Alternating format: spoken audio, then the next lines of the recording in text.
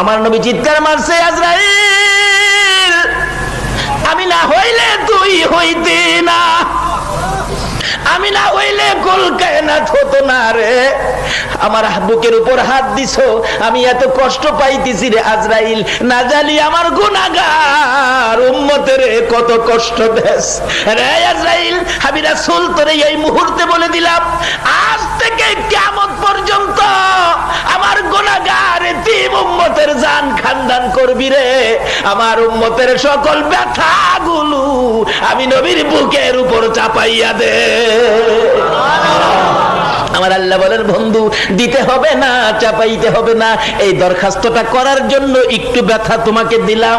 এবার আজরাইল বলেন, ইয়া রাসূলুল্লাহ আমি কথা দিলাম, আপনার উম্মত যারা হবে, আপনার আশেক যারা হবে, আপনার পাগল যারা হবে, আপনার কথা যারা মানবে, আপনার তরিকায় যারা চলবে, ওই আপনার উম্মতের জন্য আমি তো জান খানদান করার ব্যথা দিব না। নবী গো আপনার সাথে ওয়াদা দিলাম, আপনার উম্মত যারা হবে গো, আপনার উম্মতের জান আমি এমন ভাবে খানদান করব, ছোট ছোট বাচ্চারা যেমন মার স্তনের দুধ খাইতে খাইতে ঘুমিয়ে যায়, কোনো খবর পায় না, ঠিক এইভাবে আমি আজরাইল আপনার উম্মতের জান খানদান করব।